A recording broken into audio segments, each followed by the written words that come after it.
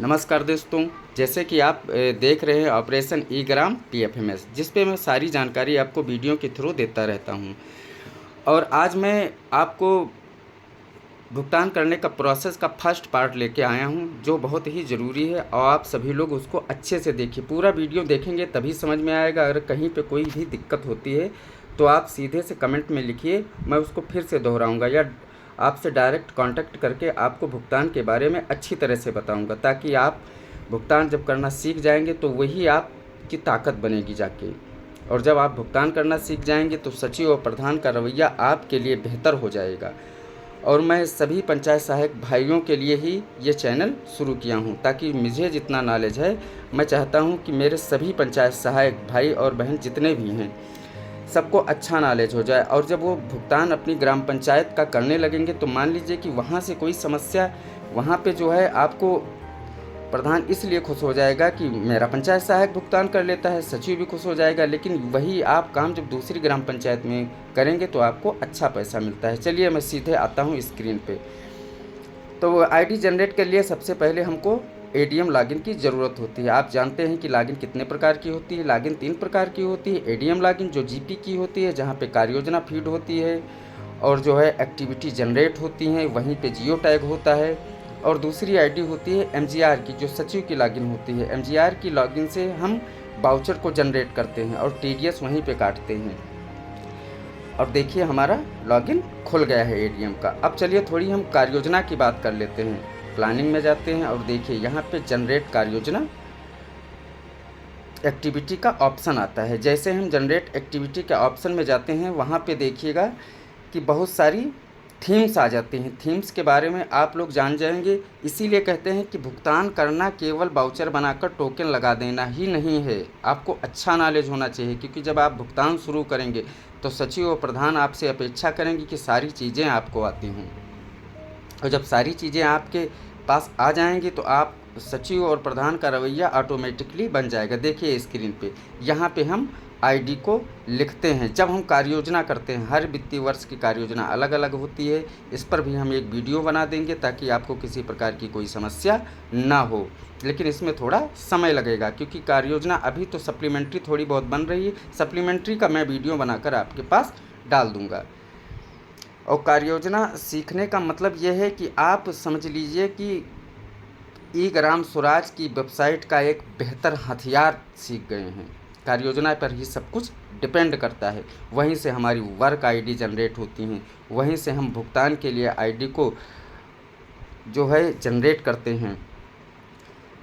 और देखिए अब हम आपको दिखाना चाह रहे हैं कि हमारी वर्क आईडी जितनी होती हैं वो सब होती हैं पब्लिक वर्क्स में। और पब्लिक वर्क का मतलब ये होता है जो काम किए जा रहे हैं ग्राम पंचायत में, जैसे खड़ंजा है, इंटरलॉकिंग है, नाली है, वो सब पब्लिक वर्क में होती है। और उसी के नीचे एक ऑप्शन आता है बेनिफिशरी का। बेनिफिशरी में हम जब किसी पर्टिकुलर इंसान को, जैसे मानदेय हैं, गौशाला के टेकर के मानदेय हैं, उनको जब हम भुगतान करते हैं तो वो सब बेनिफिशरी में होती है। और बेनिफिशरी आईडी का कभी कोई जियो टैग नहीं होता है। अगर आपने गलती से भी वर्क आईडी को बेनिफिशरी में डाल दिया तो उसका भी कोई जियो टैग नहीं होता। ये सब सारी चीज़ें मैं अपना पूरा नॉलेज आपको देना चाहता हूँ। बस आप इसमें इंटरेस्ट रखिए, मेरे चैनल को सब्सक्राइब करिए, वीडियो को लगातार देखिए ताकि आपको नॉलेज हो जाएगा। अब देख लीजिए मैंने बेनिफिशरी की एक आईडी को जनरेट किया है, इसलिए मैं इसको जनरेट करके बताना चाह रहा हूँ क्योंकि मुझे यहाँ जियो टैग नहीं करना पड़ेगा। चाहे वर्क आईडी हो, चाहे पब्लिक वर्क आईडी हो, चाहे बेनिफिशरी की आईडी हो, दोनों का जनरेशन का सिस्टम एक ही है, उसमें कोई समस्या नहीं होती है। सिर्फ वर्क पब्लिक आईडी में जो है जब आईडी को जनरेट करेंगे तब जब उसका जियो टैग करेंगे, जियो टैग करने के बाद वो जो है एमजीआर की लॉगिन पे जाएगा। लेकिन बेनिफिशरी की आईडी में ऐसा कोई सिस्टम नहीं है। आप जैसे ही जनरेट करेंगे वो एमजीआर की लॉगिन पे पहुंच जाएगी और वहां से आप सीधे वाउचर बना के टोकन लगाकर भुगतान कर सकते हैं। अब भुगतान का प्रोसेस थोड़ा लेंदी तो हो ही गया है, गेटवे करिए, ये करिए, वो करिए, लेकिन धीरे धीरे जब आप सब कुछ सीखेंगे तो आपकी सब कुछ समझ में आने लगेगा और मैं सारा सब कुछ बताऊँगा आपको। हाँ, तो चलिए हम जहाँ पे थे वहीं से बात शुरू करते हैं। अब हम आईडी जनरेट करना शुरू करते हैं। देखिए अब आप रिपोर्टिंग में जाएंगे, यहाँ पे बेनिफिशरी में जाएंगे। बेनिफिशरी में आपकी सारी आईडीज़ शो करने लगी। हम मान लीजिए कि मुझे किसी पंचायत सहायक का भुगतान करना है या खुद का भुगतान करना है, तो यहाँ से हम क्लिक करते हैं और ये जो है पंचायत सहायक की आईडी आ जाती है। इस पर जो भी अमाउंट लिखा रहेगा, ये अमाउंट जो होता है कार्य योजना के टाइम लिया जाता है। मतलब कोई एग्जैक्टली अमाउंट तय नहीं वहाँ किया जाता है, लेकिन इतना ध्यान रखिए कि आईडी पे उतना अमाउंट ज़रूर डालिए, क्योंकि जब हम आईडी को जनरेट करते हैं तो अमाउंट जो है वो 2 गुना उठ जाता है। वहाँ किसी स्कीम या किसी वित्त का भी सिस्टम नहीं होता है। आप चाहे जिस स्कीम में आईडी को डाल दीजिए, लेकिन जब यहाँ पे जनरेट करेंगे तो उसकी स्कीम को बदल सकते हैं। आईडी जनरेट करने में एक चीज़ बहुत ध्यान रखिएगा, जो कि हम अभी वीडियो में आगे चल के बात करेंगे। अब जैसे जो भी अमाउंट पड़ा है, तो आप कोशिश करिए कि जब रिपोर्टिंग कर रहे हों, उसकी जनरेट कर रहे हैं, तो उसका 2 गुना अमाउंट डालिए, डेट डालिए। और जो अथॉरिटीज़ हैं वो सचिव भी ले सकते हैं, जीपी भी ले सकते हैं, और इसमें एक पीडीएफ भी मिलती है। पीडीएफ का मतलब है जो तुम्हारी एस्टीमेट होता है उसकी एक कॉपी लगेगी, लेकिन कॉपी का फ़ोटो इस प्रकार से आप खींचिएगा कि उसकी साइज़ जो है 2 MB से कम ही होनी चाहिए, भले ही थोड़ी धुंधली हो जाए, या फिर आप अगर किसी प्रकार से उसको कम करना चाहते हैं, लेकिन 2 MB से कम ही हो चाहिए। डायरेक्ट कैमरे से खींचेंगे तो उसकी MB साइज़ कम नहीं होगा। और चलिए, मैंने ये सब कुछ अमाउंट भी लिख दिया है, अथॉरिटी भी ले लिए, नंबर भी डाल दिया। अब गेट डाटा पे करते हैं। गेट डाटा पे जैसे हम क्लिक करेंगे, ये दूसरे ऑप्शन में पहुंच जाएगा, अप्रूवल में, जहां हम अभी आपको बात कर रहे थे कि आईडी को अप्रूवल करना ही थोड़ी समस्या की बात है। अप्रूवल तो हो जाएगा, लेकिन इसमें समस्या ये है कि अप्रूवल होने के बाद वो मैनेज में जाके एडिट नहीं होती है, और मैनेज में जाके जब एडिट नहीं होगी तो इसको बहुत ध्यान से करना है, क्योंकि वहीं पे जो है आपकी स्कीम बदलेगी, वहीं पे आपका अमाउंट जो है एलोकेट होगा और उसी से ही भुगतान होगा। और ये भी ध्यान रखना है कि जब आप 15th फाइनेंस कमीशन से भुगतान करेंगे तो टाइड में हमारे पास कितना पैसा है, अनटाइड में हमारे पास कितना पैसा है, किस फंड से हम जो है भुगतान करना चाह रहे हैं। राज्य वित्त में तो खैर कोई समस्या नहीं है। और दूसरी बात यह है कि ग्राम पंचायत का एक फ़ंड होता है। आप कोशिश ये करिए कि एस्टीमेट से ज़्यादा पैसा मत उठाइए, क्योंकि दूसरी आईडी का अगर आपने, जैसे मान लीजिए 1 लाख का काम है, आपने 2 लाख रुपए उठा दिए, तो दूसरी आईडी का 1 लाख रुपया उठ गया, जबकि इस आईडी पे उस पैसे का कोई मतलब भी नहीं है। तो आप कोशिश यही करिए कि जितने का एस्टीमेट हो उतना ही पैसा उठाएँ उस पर, ताकि जो है आप ज़्यादा पैसा उठाएंगे वो काम का नहीं रहेगा, काम तुम्हारा कंप्लीट हो जाएगा। अब हम आ गए हैं अप्रूवल में। अब अप्रूव करते हैं। यहीं पे मैं जितनी बातें अभी मैं आपसे कर रहा था वो यहीं पे होंगी। यहीं पे आपके कार्य योजना में एक्टिविटी चाहे जित वित्त से बनी हो, चाहे जित मतलब स्कीम से बनी हो, लेकिन आपको जब अप्रूवल के लिए जहाँ जब आईडी जनरेट करेंगे तो अप्रूवल के लिए आप जो है अपनी स्कीम को बदल सकते हैं, अमाउंट को जनरेट कर सकते हैं। कार्य योजना में अमाउंट जो डाला जाता है मैक्सिमम उसका 2 गुना ही उठ सकता है, इसलिए कार्य योजना एक स्टीम जो है लमसित डाला जाता है अमाउंट कि हमको एक काम पर इतना उठाना। जैसे मान लीजिए पंचायत सहायक जो है 72,000 ही पाते हैं, तो हम 1 लाख रुपये उठा के क्या करें, राज्य वित्त में है तो चल जाता है। अगर अभी ये 15th के टाइड अनटाइड में होते तो समस्या खड़ी हो जाती। देखिए यहाँ पे सारे ऑप्शन आ गए हैं, आप किस स्कीम से इसको भुगतान करना चाहते हैं। तो मानदेय सारे मैक्सिमम जो होते हैं वो 5th फाइनेंस कमीशन से ही लिखते हैं, जिसको हम राज्य वित्त का खाता कहते हैं।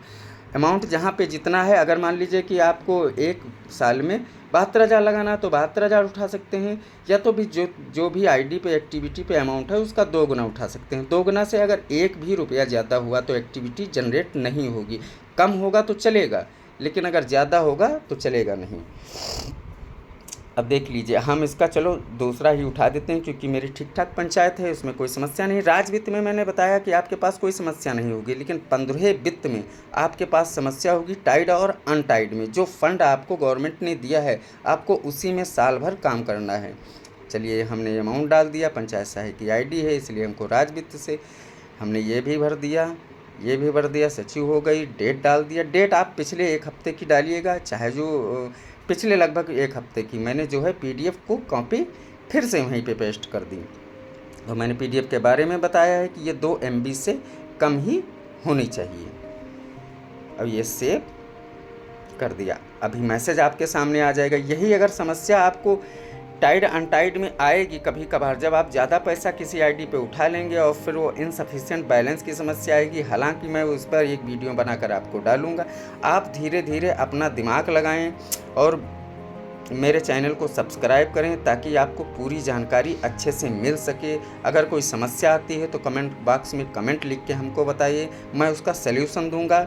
और मैं चाहता हूं कि मेरे पंचायत सहायक जितना भी मेरे पास नॉलेज है उसको से अच्छे से गेन करें और बेहतर एक ऑपरेटर बने, क्योंकि आपका ये बहुत ही, समझ लीजिए कि अगर आपको भुगतान करना आ गया तो समझ लीजिए कि आपको नौकरी करना बहुत ही आसान हो जाए। देखिए सेव सक्सेसफुली हो गया। सेव सक्सेसफुली के बाद अब ये रिपोर्टिंग में चला जाएगा और जैसे ही रिपोर्टिंग में ये आईडी जाएगी, जैसे वहाँ सेव सक्सेसफुली होगी, ये आईडी डायरेक्ट कहाँ पहुँच जाएगी, MGR पे।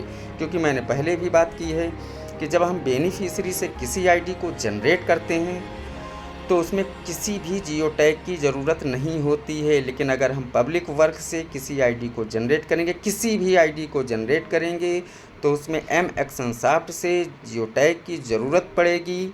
उसका लॉगिन पासवर्ड आपके पास होना चाहिए या आपके अथॉरिटी सचिव के पास होना चाहिए, जो भी जियो टैग कराओ। जियो टैग में भी है कि जियो टैग एक वर्ग पे आवास की तरह अब 3 बार होने लगा है।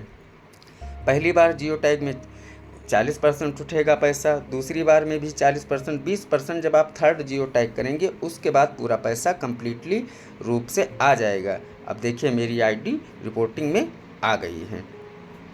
जो मैं बातें कर रहा हूँ उसको बहुत ही बारीकी से समझिए, वीडियो को स्लो करके देखिए, आपको सारी चीज़ें समझ में आ जाएंगी। अगर तब भी किसी प्रकार की कोई प्रॉब्लम हो रही है तो आप हमको कमेंट बॉक्स में कमेंट करिए। अब यहाँ पे कुछ नहीं करना है, बस यहाँ पे जाके फिजिकल एक्टिविटी पे क्लिक करेंगे।